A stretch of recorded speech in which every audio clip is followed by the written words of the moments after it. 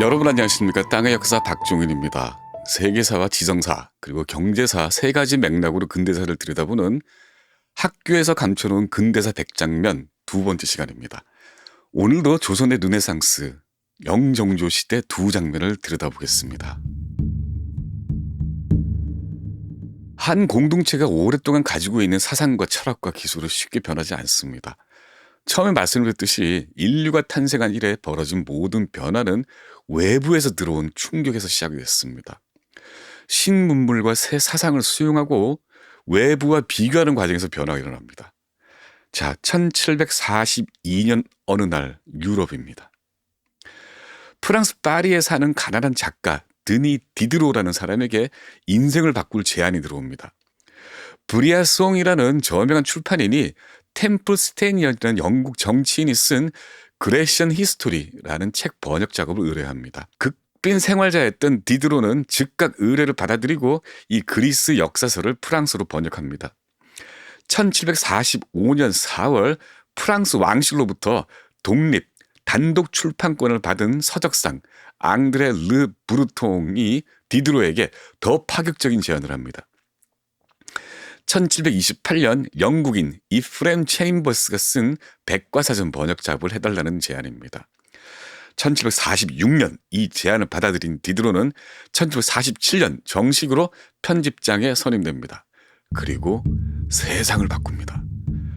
단순한 번역을 넘어서 유럽 대륙에 유통되고 있던 모든 지식과 정보를 체계적으로 수집하고 분류한 거대한 지식 생태계를 만듭니다.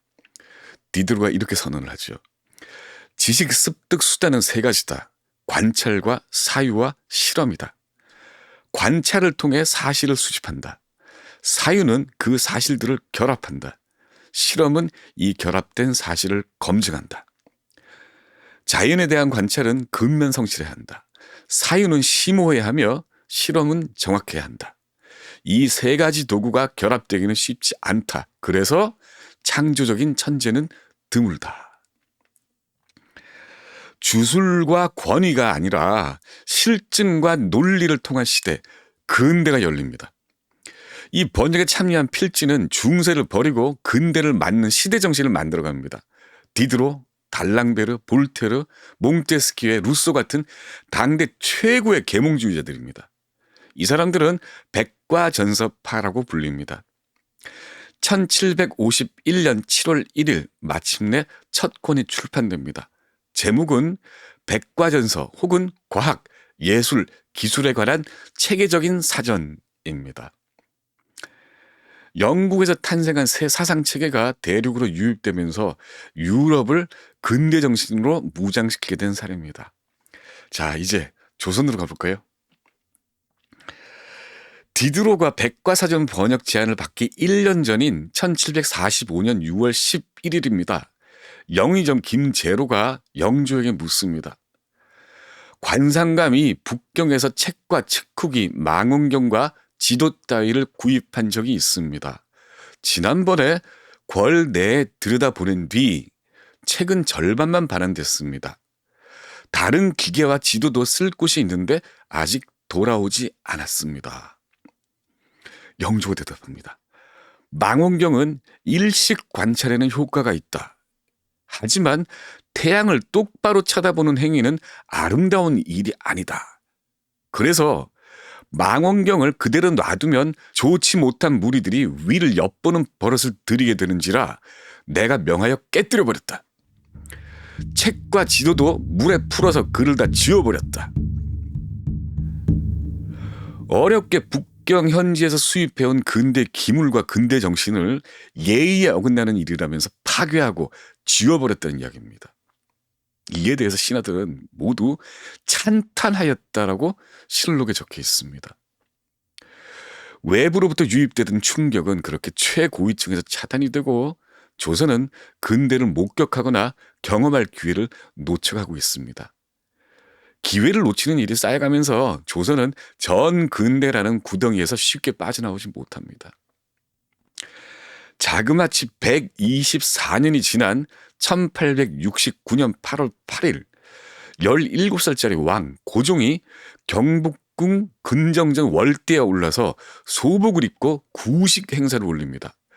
구식은 일식과 월식을 불길한 재난으로 규정하고 하늘의 왕이 용서를 구하는 의식입니다. 태양과 달은 탐구 대상이 아니라 여전히 숭배와 경외해야 할 존재였죠. 물론 전 근대사회 어디에서든 일식과 월식은 수천 년 동안 공포를 부르는 현상이었습니다. 문제는 그 공포가 극복된 시기입니다. 조선에서 마지막 구식 행사 13년 뒤인 1881년 11월 11일 왕세자 교육 담당 비서인 서연관 이상수가 고종에게 상소를 올립니다. 천문가들이 서양론을 배워 일식을 사람 일과는 관계가 없다고 합니다. 이는 나라가 패망할 시초를 열어놓은 일이니 엄하게 쫓아내소서. 고종이 답합니다. 그대 상소를 접하니 나도 모르는 사이에 두렵구나. 조선 지식계는 전 지구적인 근대화 시기까지 공포를 벗어나지 못했습니다. 옆나라 일본은 어땠을까요? 1834년 조총을 만드는 장인들이 모여 살던 일본 구니토모에서 구니토모 이칸사이라는 장인이 굴절 망원경을 개발합니다.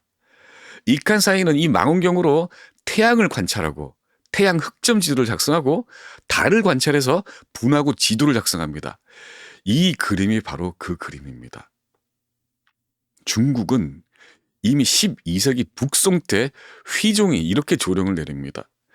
일식과 월식은 자연현상이니 재난과 이변이라 하기에는 부족하다. 프랑스 사람 디도로가 말한 관찰과 사유와 실험. 이 근대를 맞이하는 자세가 참 달랐던 나라들과 그 풍경입니다. 학교에서 감춰놓은 네 번째 장면입니다. 1771년 7월 13일 여름날 아침입니다. 태양볕 아래 경희궁 중간문인 건명문 앞에는 남정네들이 우글거립니다. 모조리 빨가벗고 두 손을 뒤로 묶인 채 엎드려 있습니다. 거의 죽게 된 자가 대충 100명 정도 됩니다. 이 남자들 직업은 서적 외판원, 책회와 통역관, 상역입니다. 건명문 한가운데에도 영조가 앉아 있습니다. 도대체 무슨 일이 벌어진 걸까요? 청나라에서 출판된 강감회찬이라는 책이 문제였습니다. 이 책에는 자그마치 고려 말 이성계와 정적 관계던 이 이님이 이성계 조상이라고 적혀 있었죠. 이 보고를 받은 영조는 책을 읽은 자, 책을 판 자를 모두 색출하라고 명합니다. 그래서 책을 수입해온 사신, 통역관, 유통시킨 외판원, 책회까지 목이 달아나고 유배를 당합니다. 7월 12일 영조는 직접 건명문 앞에서 책을 읽은 사람들을 국문한 뒤 목을 베라고 판결합니다. 그리고 그 가족들은 노비로 만들어서 섬으로 보내라고 명령합니다. 그런데 목을 베기 전 정득환이라는 사람이 강감회차는 물론 청암집이라는 책이 또 있다고 자백합니다. 똑같이 이 이님이 전주 이씨 왕실 조상이라고 적혀 있다고 합니다. 그래서 다음날 한성 4대문 안에서 영업 중이던 역관과 책회 전원이 체포돼서 궁궐 앞에 자빠져 있게 된 겁니다. 감히 임금 명령을 어기고 불온서적을 감춰뒀다는 혐의로요. 그때 영조 주변에는 형 경종을 간과 개장을 매겨서 죽이고 왕이 됐다는 소문이 계속 떠돌고 있었습니다. 그래서 영조는 죽을 때까지 권력에 대한 정통성에 대한 콤플렉스에 시달렸죠. 조금이라도 자기 권력에 흠집이 가는 일은 참지 못하는 군주였습니다. 그래서 이제 바야흐로 대학살극이 벌어질 찰나입니다. 그때 약방 제조 최제공이 부랴부랴 긴급 보고를 올립니다. 알고 보니 청암집이라는 책은 존재하지 않는 책입니다. 없는 책을 찾아내도록 하시니 전하께 번뇌만 더할 뿐 어떻게 찾을 길이 있겠습니까? 전날 목을 뱄던 사내가 책 제목을 착각하고 자백했다는 이야기입니다. 그래서 발가벗은 사내들은 죽음을 겨우 면했죠. 이 사건을 계기로 영조가 내린 각종 조치는 이러합니다. 첫째, 중국 서적 수입 금지령. 둘째, 책회 책회와 거래하는 공무원은 무기금고형. 셋째, 책회와 거래한 사대부는 양반 명단인 청금록에서 삭제. 그렇게 책회는 영업 금지 조치를 당했습니다. 아예 접촉 금지령이 떨어졌으니까 책회는 눈도 마주칠 수 없는 불온한 집단이 되어버렸습니다. 영조는 이 책회들을 곤장을 치고 강제로 징집해서 수군으로 보내라고 명합니다. 단순히 직업 하나가 사라졌다는 뜻이 아닙니다. 정보와 지식 시장이 사라졌다는 뜻입니다. 조선에는 서점이 없었습니다. 책을 사고 파는 서점이 없었습니다. 1529년입니다. 중종 때 대사관 어득강이 서점을 만들려고 건의를 했는데 의정부에서는 우리나라 풍속에 일찍이 없었던 일이라면서 반대합니다. 1551년 명종 때도 사헌부 장령 윤춘년이 서점을 설치하자고 건의를 합니다. 그 윤춘년을 실록사가는 이렇게 평가합니다. 서점은 건국 후 200년간 없던 법이다. 윤춘년이 새로 법을 만들어 자기 권세를 높이려고 하는구나. 그래서 조선 사람들은 외판원에게 의지해서 지식과 정보를 습득했죠. 사대부들은 책회를 통해서 필요한 책을 구입했고 살림이 궁할 때는 몰래 팔곤 했습니다. 그런데 1771년 그 여름 그 지식과 정보 유통 책임자들이 참국을 당한 겁니다. 한 해가 지난 1772년 유럽에서는 앞에서 말씀드렸던 프랑스 백과전서가 완성됩니다. 본문 17권, 그리고 도판집 11권, 모두 28권짜리 대작입니다. 1780년도판 백과전서에는 과학과 예술의 계보라고 불리는 삽화가 들어가 있습니다. 흔히 지식의 나무라고 부릅니다.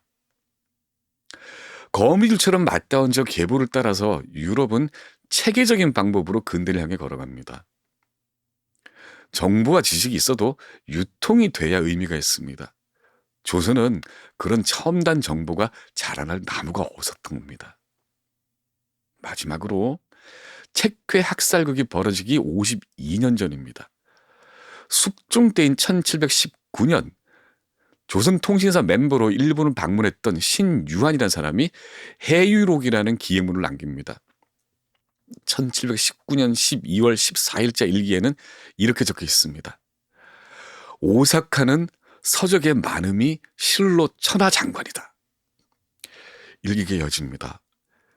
김성일의 해사록, 유성룡의 징비록, 강항의 간양록에는 두 나라 사이 비밀이 많이 기록되어 있는데 모두 오사카에서 출판됐다. 적을 정탐한 일을 적에게 일러 바치는 것과 무엇이 다른가? 국가 기강이 엄하지 못하여 역관들 밀무역이 이와 같으니 한심한 일이다. 한심한가요? 한심하다고 하는 이 외교관이 한심하지 않을까요? 박종희 땅의 역사 근대사